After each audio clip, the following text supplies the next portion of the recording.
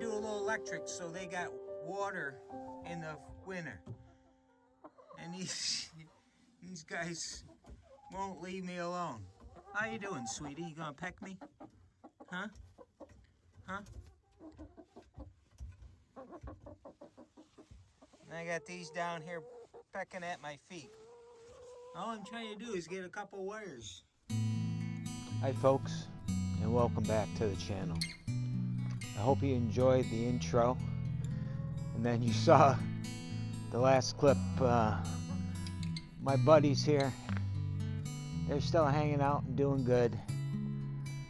They're getting ready for winter. I've gotten their coop ready for winter. Got a heated water jug in there now. I got my electric done finally, with their help. But starting to put the yard away for the winter. Trampolines down. Got the wood shed completed. Got the roof on. I got the electric on, so I got lights. Got some wood splitting still to do. Got lucky. I got a beautiful sunny late fall day. Everything is just trying to quiet down for the winter. Today's video, I'm going back time a little bit to show you the couple water features I did at my other houses to lead up to this year's project that I finished at the house at the end of the summer that I never got a chance to talk to you about, and that's the water feature that I've done at the new house. I could show it to you right now, but it's not on. It's actually winterized. But I hope you'll enjoy it. It shows you 3 different houses, the water features that I built at each one. And it's just one of those things that I've done at every house, and I wanted to share it with you. So enjoy the video. And at the end of the video, I had some sunrises in the beginning. I'll have some sunsets in the fall. One nice thing about this house, I have a beautiful vista for sunrises and sunsets, and I just like sharing those with you. Take care. Enjoy the video. Spencer Road was a 1.5 lot property in the town of East Arundecoit that I bought back in 1998-99. This area of town was on a city border, so it was basically a city lot plus an additional side yard. The day I closed on the house, I had a bobcat delivered, and I started digging a big hole in the backyard. I had an idea in my head of the features I wanted, but the exact shape and size of each feature I let play out as I developed the area. I was cautious of the tree roots because I didn't want to kill the sycamore that I had in my backyard, and I wanted to reuse all the soil because I didn't want the expense of hauling it away. So I used the cut and fill method. I dug out the soil down about 2.5 feet, put the soil in the back of the yard, and for the next 2 years I reshaped the backyard into a sunken patio area. Most of the material that I used was leftovers and used landscape material that I picked up or bought cheap as I developed the setting. When I completed, I had a small upper pond area with fish and water plants and a dog that fed 2 streams, one that went over a waterfall and another that rambled down the rocks. To the left of the water feature, I had a fire pit. I had a sunken patio with landscaping all around it, along with decorative light for night entertaining and a sound system for ambiance. It turned out to be a very special place with a lot of great memories. The Pittsford property was a longer development I was only at Spencer Road for 5 years, and at Pittsford I was there for 14 years. Both properties, when I bought them, were tired and needing updating. But that is what I do when I buy a house. I like doing projects.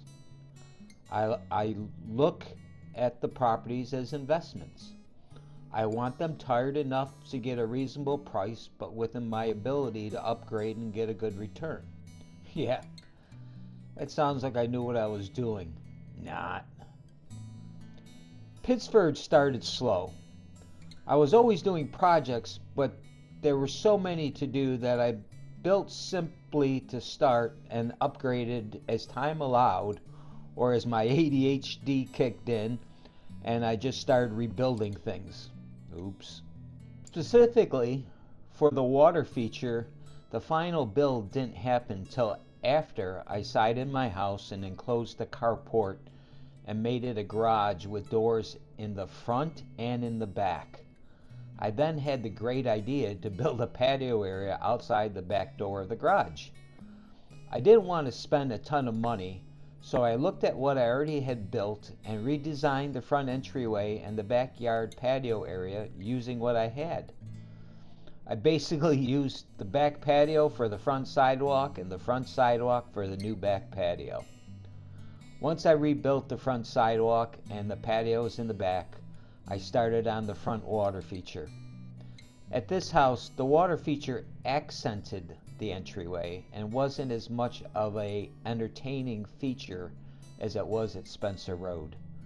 The goal for the water feature was more of a welcoming to company and also to drown out the noise from the street that I lived on. In the end, I enjoy just sitting sometimes on the front sidewalk, listening to the water and watching the fish. And this leads us up to the final water feature that I just completed this year.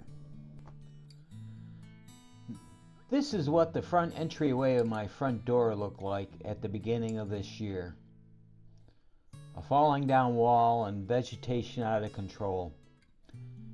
In my earlier video, I showed how I have cleaned up the whole area along my sidewalk, including removing trees, stumps, leveling out the area, and stoning a driveway play area around the chicken coop. I wasn't going to do this water feature this year, but when I needed to dig a trench to put in electric piping to run electric out to the woodshed in the chicken coop, I decided I might as well start it. I then started the design, what I was going to build.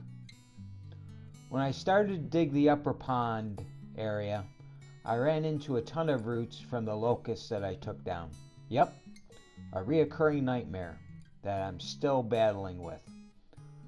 I should say that I bought nothing for this water feature except the liner, the pump, and the hoses. All material was on site, including 9 pallets of stone that I had picked up around the house specifically to incorporate into a water feature or use for something else. The logs were one of the locust trees that I had cut down. See the hollowness?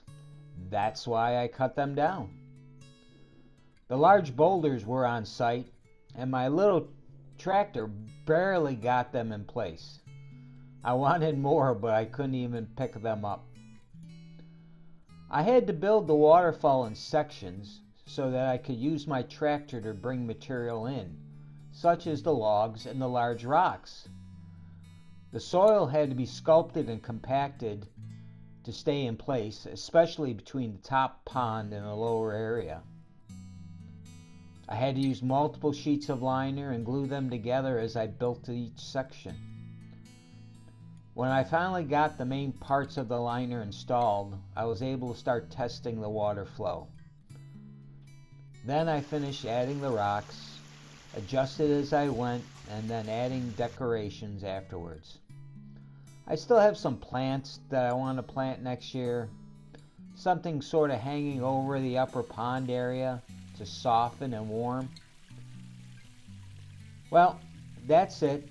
That is the new water feature at the house. I hope you enjoyed the history of my water features. Please enjoy a little of the sounds of the water as we end this video, and at the very end, some of my latest sunset pictures. Thank you for watching this far. Have a great day.